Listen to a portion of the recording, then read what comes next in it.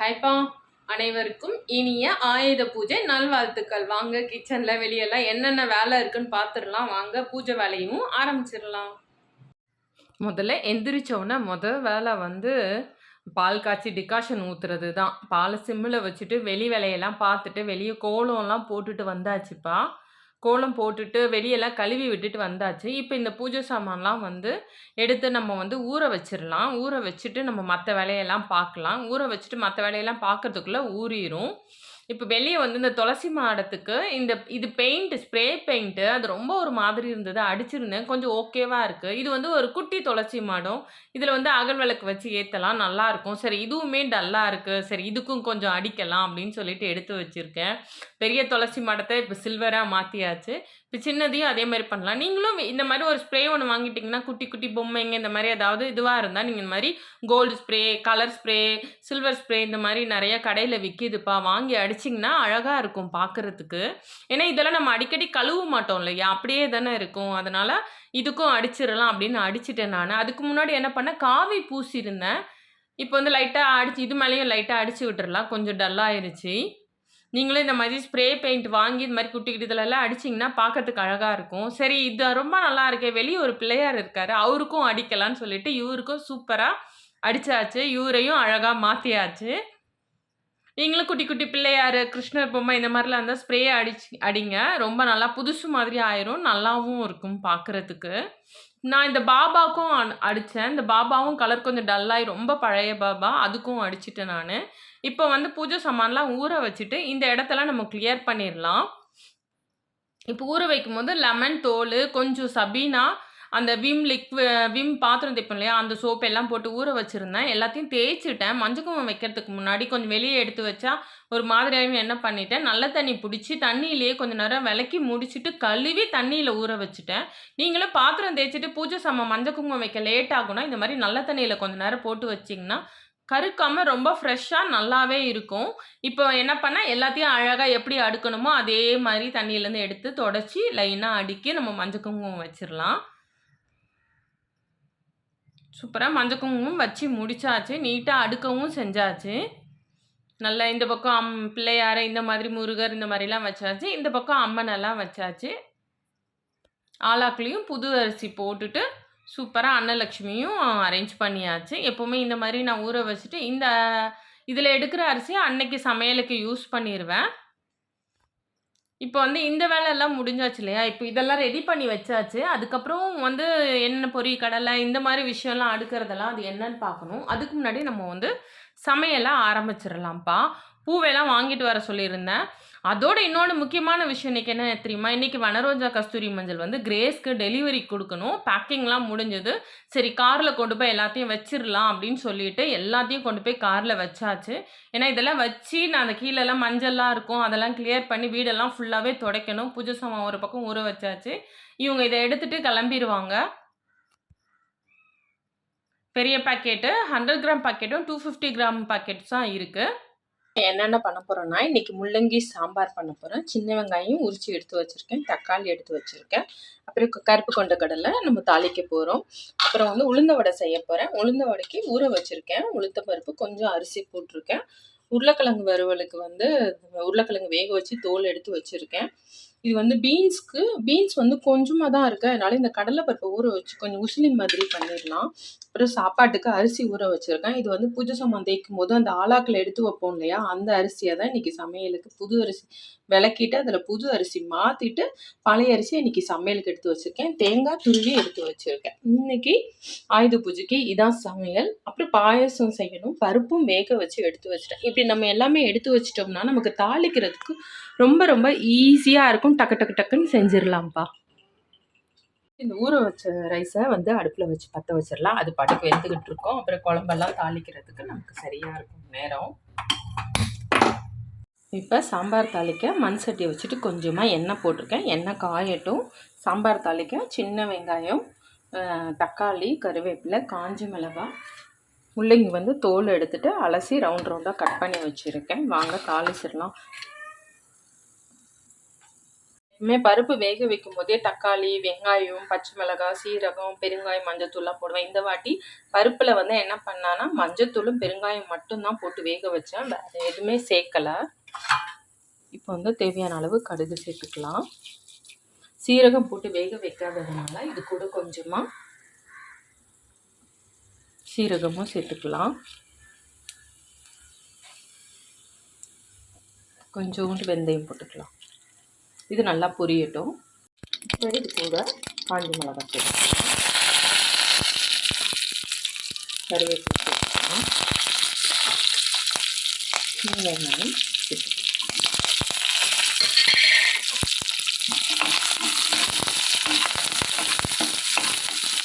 வெங்காயம் நல்லா வதங்கட்டும். இது கூட தேவையான அளவு தக்காளி சேர்த்துக்கலாம்.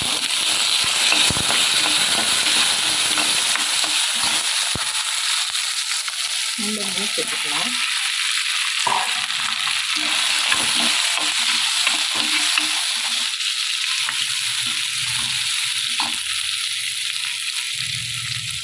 தேவையான அளவு உப்பு சேர்த்துக்கலாம்.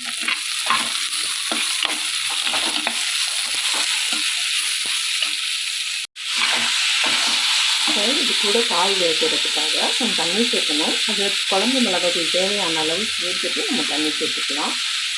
உங்களுக்கு காரத்துக்கு எவ்வளோ தேவையோ நீங்கள் மிளகாத்தூள் காரத்தை பொறுத்து நீங்கள் சேர்த்துக்கலாம்.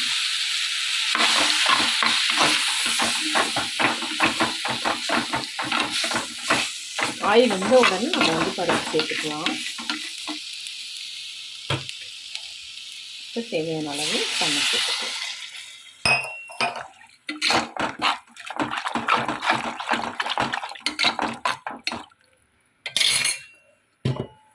இப்போ இதை நம்ம மூடி வச்சிடலாம். முள்ளங்கி வெந்துருச்சான்னு பார்க்கலாம்.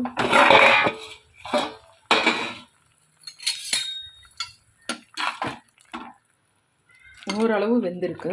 இது கூட நம்ம சாம்பாரை ஊற்றினா சாம்பார் ரெடி ஆகிடும். பருப்பு வேக வச்சுருக்கோம் இல்லையா, அந்த வேக வச்சதை நம்ம இதில் ஊற்றிக்கலாம்.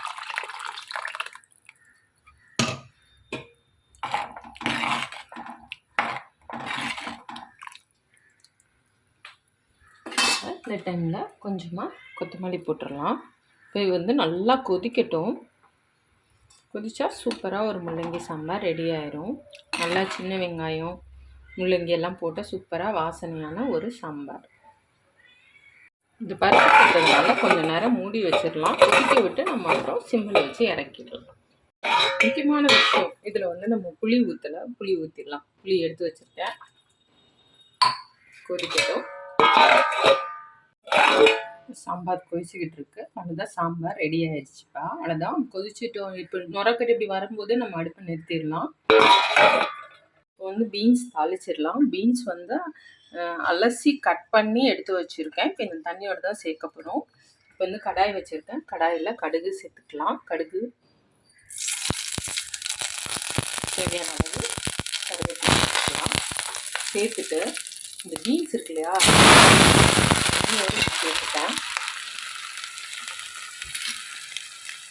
தேவையான அளவு உப்பு சேர்த்துக்கலாம். இதை மூடி வச்சுக்கலாம். இப்போ வந்து பீன்ஸுக்கு நம்ம அரைச்சிக்கலாம். கொஞ்சமாக சோம்பு, கொஞ்சோண்டு சோம்பு, கொஞ்சம் நிறையா சீரகம், சின்ன வெங்காயம், காஞ்ச மிளகாய் இது போட்டுட்டு, இது கூட முக்கியமாக தேங்காய் போட்டு இறக்க வேணாம். கடலைப்பருப்பு ஊற வச்சு எடுத்து வச்சுருக்கேன். இதை வந்து நம்ம வந்து மிக்சியில் போட்டு அரைச்சிக்கலாம். என்னன்னு சொல்லிடுறேன், கொஞ்சம் சோம்பு, கொஞ்சம் சீரகம், காஞ்ச மிளகாய், வெங்காயம், கடலைப்பருப்பு ஊற வச்ச கடலைப்பருப்பு. இப்போ இந்த அளவுக்கு ஒன்றும் பாதியமாக இது பண்ணி வச்சுருக்கோம். பீன்ஸ் வெந்து தண்ணி வற்றணுன்னா இதை போட்டு சிம்மில் வச்சு இறக்கணும்னா சூப்பராக ஒரு பீன்ஸ் உசிலின்னு சொல்லுவாங்க. நான் கொஞ்சம் வேறு மாதிரி செஞ்சுருக்கேன்ப்பா. அரைச்சி விழுது இருக்குது, என்ன ஆச்சுன்னு பார்க்கலாம். பீன்ஸ் வந்து நல்லாவே இது இருந்துச்சு, தண்ணி வச்சிருச்சு. கொஞ்சம் லைட்டாக இப்படி இருக்கும்போது என்ன பண்ணணும்னா இந்த அரைச்சோம் இல்லையா, இதை வந்து இதில் சேர்த்துடலாம். அடுத்து சிம்மில் வச்சுக்கலாம். சேர்த்துட்டு கிண்ட வேண்டியது தான். பருப்போட பச்சை வாசனை போட்டுக்காக கொஞ்சம் நேரம் அடுப்பு சிம்மில் வச்சு மூடி வச்சிடலாம். இப்போ வந்து இது வந்து நல்லா இப்போ இந்த ஊற வச்ச கடலைப்பருப்புலாம் வெந்துருச்சு, அடியில் பிடிக்குது. அவ்வளோதான், சூப்பராக ரெடி ஆகிடுச்சு. நம்ம இப்போ வந்து பாத்திரம் மாற்றிட வேண்டியதான்.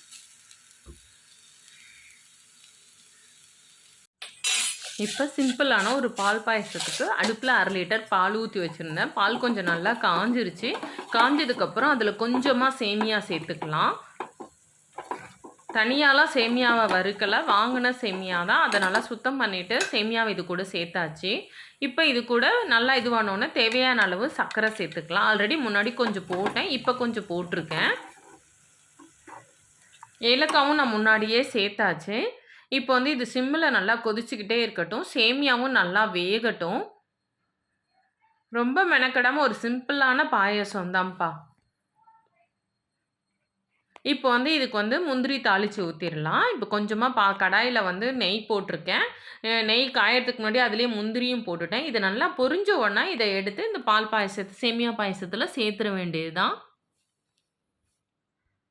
அவ்வளோதான், சூப்பராக இது பொரிஞ்சிருச்சு. இப்போ இதை எடுத்து நம்ம பாலில் ஊற்றினா சூப்பராக சிம்பிளான ஒரு சேமியா பாயசம் ரெடி. அவ்வளோதான், இப்போ படைக்கிறதுக்கு ஸ்வீட்டும் செஞ்சாச்சு. நல்ல வாசனையான ஒரு இது. நீங்கள் வேணும்னா கொஞ்சமாக குங்குமப்பூ இந்த மாதிரி ஆட் பண்ணணுன்னா ஆட் பண்ணிக்கலாம்ப்பா. கிழங்கு தாளிச்சிடலாம். கடாய் வச்சுட்டு தேவையான அளவு எண்ணெய் ஊற்றிருக்கேன். சின்ன வெங்காயத்தை நசுக்கி வச்சுருக்கேன், தக்காளி கட் பண்ணி வச்சுருக்கேன், புதினா எடுத்து வச்சுருக்கேன், இஞ்சி பூண்டு சோம்பு பேஸ்ட்டு, உருளைக்கிழங்கு வேக வச்சு மசிச்சு வச்சுருக்கேன். இப்போ வாங்க தாளிச்சிடலாம். கடுகு போட்டுக்கலாம்.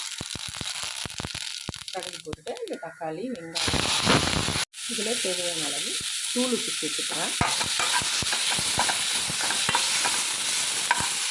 இதில் தேவையான அளவு குழம்பு மிளகாய் சேர்த்துக்கலாம்.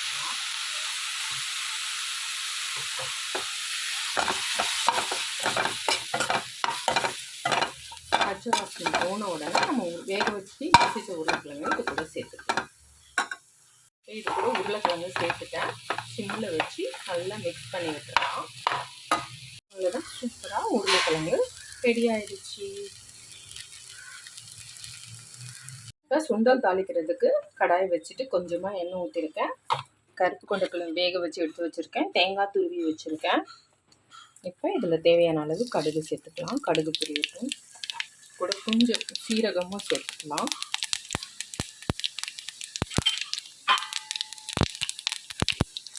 இது கூட கருவேப்பிலையும் சேர்த்துக்கலாம்.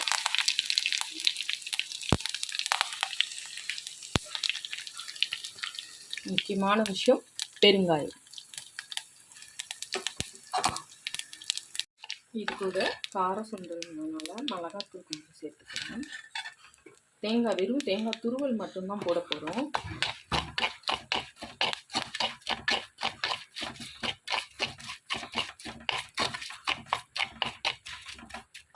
இது கூட வேக வச்ச கடலையை சேர்த்து அடுத்து சிம்மில் வச்சுருவோம்.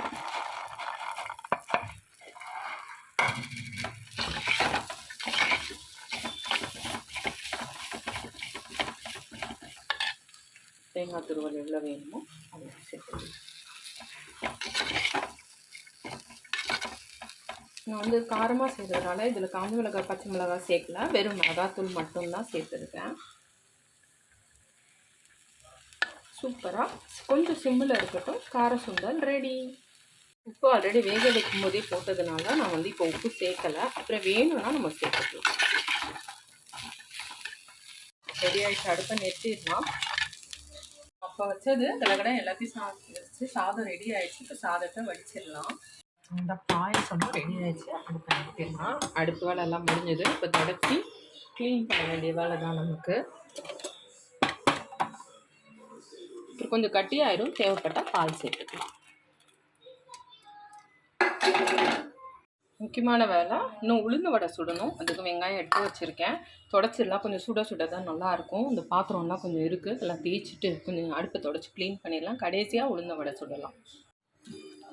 நான் வந்து அடுப்பு சூடாக இருக்கும் போதே தான் வந்து அடுப்பை துடைப்பேன். தண்ணி வேணும்னா தெளிச்சிக்கலாம், லைட்டாக அந்த பாத்திரம் தேய்க்கிற லிக்விடு தெளிச்சிக்கலாம். அப்படின்னா வந்து இந்த கொலின் மாதிரி வச்சுருக்கேன். நல்லா அதை ஸ்ப்ரே பண்ணிவிட்டு நல்லா சூடோடையே துடைச்சோம்னா அடுப்பு நல்லா பளிச்சுன்னு இருக்கும். ஸ்டாண்டை எடுத்துகிட்டு நல்லா சூடாகவே இருக்கும்போதே நீங்கள் துடைச்சி பாருங்கள். ரொம்ப கஷ்டப்பட வேணாம், தேய்க்க வேணாம். ஏன்னா நீங்கள் அப்படியே விட்டுட்டிங்கன்னா காஞ்சு போய் துடைக்க ரொம்ப கஷ்டமாக இருக்க மாதிரி இருக்கும். சூடாக இருக்கும்போதே நம்ம வந்து கொலினோ சோப் வாட்டரோ போட்டு துடைக்கும் போது நமக்கு ரொம்ப ஈஸியாக இருக்கும். அடுப்பும் பளபளன்னு இருக்கும். நான் வந்து ஒவ்வொரு வாட்டியும் சமையல் முடிஞ்சு சூடோடையே துடைச்சிருவேன். அப்புறம் அடுப்புக்கு கீழே வந்து நிறைய பேர் துடைக்க மாட்டாங்க. கடுகு அது இதுன்னு இருக்கும். அந்த மாதிரிலாம் இருக்கும்போது தான் நிறையா கரப்பான்பூச்சி எல்லாம் வரும். நான் இவ்வளோ சுத்தமாக தொடச்சி வைக்கும்போதே நைட்டு தண்ணி குடிக்கும்போது எதுக்காவது கிச்சனுக்கு போகணும்னா குட்டி குட்டி கரப்பான்பூச்சி மேயும். அதனால் கண்டிப்பாக நீங்கள் அடுப்பை துடைச்சிங்கன்னா அடுப்புக்கு கீழேயும் லைட்டாக தூக்கிட்டு தொடைங்க. அப்போ தான் வந்து நமக்கு பூச்சி போட்டெல்லாம் வந்து அண்டாது. இப்போ இன்னுமே இன்னொரு நாள் வந்து தீபாவளியோடைய தெரில இன்னும் கொஞ்சம் நல்லா அடுப்பை ஊற வச்சு நல்லா ப்ரஷ் வச்சு தேய்ச்சி இன்னுமே நல்லா க்ளீன் பண்ணணும். இப்போதைக்கு எப்போவுமே நார்மலாக சமையல் முடிச்சுட்டு இந்த மாதிரி சூடோட துடைச்சோம்னா நமக்கு கொஞ்சம் அந்த பிசுபிசுப்பு இல்லாமல் க்ளீனாக இருக்கும். அடுப்பு கீழேயும் இந்த மாதிரி நல்லா துடைச்சிடலாம். நல்லா துடைச்சிட்டு நம்ம ஸ்ப்ரே பண்ணி துடைக்கும் போது நல்லா வாசனையாக நல்லாவே இருக்கும். அதுவும் ரொம்ப கெமிக்கல் உள்ளதெல்லாம் துடைக்காதீங்க. நான் வந்து லைட்டாக தண்ணி மிக்ஸ் பண்ணி தான் வச்சுருப்பேன். இப்போ வந்து ஸ்டாண்டெல்லாம் போட்டோம்னா அடுப்பு வேலை நமக்கு முடிஞ்சுதுப்பா.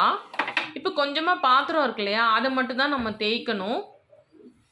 யாருக்கெல்லாம் இந்த மாதிரி சமைக்கும் போதே அடுப்பை தொடச்சி நான் நிறைய வாட்டி சமைக்கும் போதே அடுப்பை துடைக்கிறேன். சமைக்கும் போதே துடைக்கிறேன்னு நான் கையிலலாம் நிறையா சுட்டிருக்கேன்.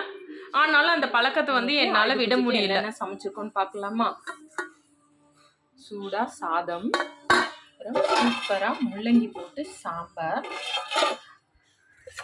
அப்புறம் உருளைக்கிழங்கு தக்காளி வெங்காயம் போட்டு தொக்கு, அப்புறம் கருப்பு கொண்ட கடலை நல்லா வேக வச்சு தாளித்து எடுத்து வச்சுருக்கேன். அப்புறம் பீன்ஸ் உசிலி பண்ணியிருக்கோம். அப்புறம் சேமியா பாயாசம் பண்ணியிருக்கோம். அப்புறம் இன்னும் உளுந்த வடை சுடணும். இன்றைக்கி ஆயுத பூஜைக்கு நம்ம லஞ்ச் இது தான். வாங்க இன்னும் அடுத்து பூஜை வேலையெல்லாம் பார்த்துட்டு என்னென்ன செய்யணும்னு பார்ப்போம். அவ்வளோதான்ப்பா, மேடையெல்லாம் தொடச்சி கிடச்சி முடிச்சாச்சு. சமைச்சதெல்லாம் லைனாக எடுத்து வச்சாச்சு. பாத்திரம்லாம் தேய்ச்சாச்சு. இப்போ வந்து அடுத்து பூஜை வேலை என்னன்னு போய் பார்ப்போம்ப்பா.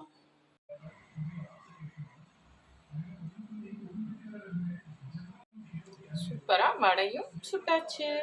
டைம் இன்னைக்கு பத்தவே இல்லை சமைக்கிறதுக்கு, எல்லாத்தையும் வேலை பார்க்குறதுக்கு.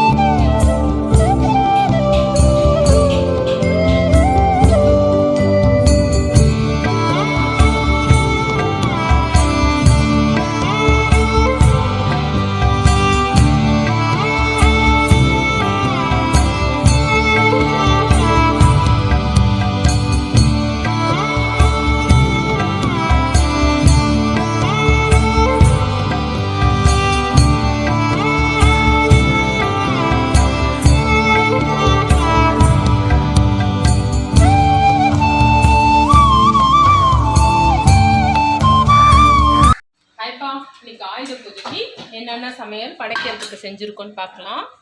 சூடாக சாதம்,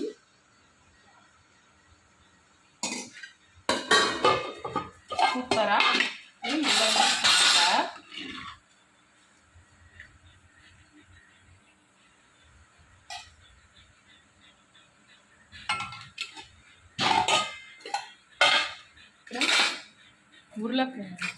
பீன்ஸ் உசிலி, உருளைக்கிழங்கு தொக்கு. எப்பவுமே அமாவாசை கிருத்திகைன்னா இந்த உருளைக்கிழங்கு இது ஒன்று செஞ்சிடுறது. கொண்டக்கடலை, கருப்பு கொண்டக்கடலை, அப்புறம் உளுந்த வடை, சிம்பிளாக செஞ்ச சேமியா பாயசம். இன்னைக்கு நம்ம வீட்டுக்கு ஆயுத பூஜைக்கு செஞ்ச, சாமிக்கு படைக்கிறதுக்கு செஞ்சது இதுதான். வாங்க படைச்சிட்டு சாப்பிடலாம்.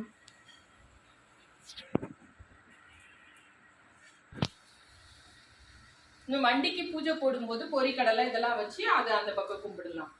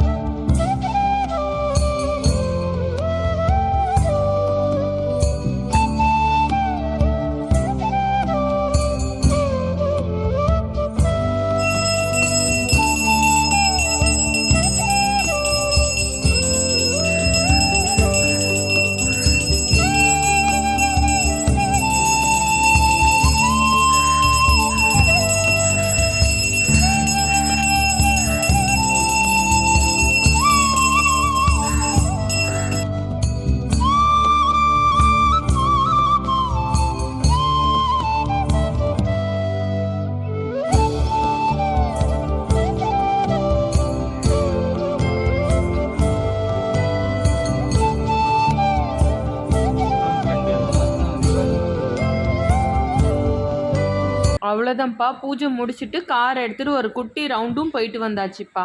உங்களுக்கு இந்த வீடியோ பிடிச்சிருந்தா லைக் பண்ணுங்கள், ஷேர் பண்ணுங்கள், கமெண்ட் பண்ணுங்கள், சப்ஸ்கிரைப் பண்ணுங்கள். பாய்.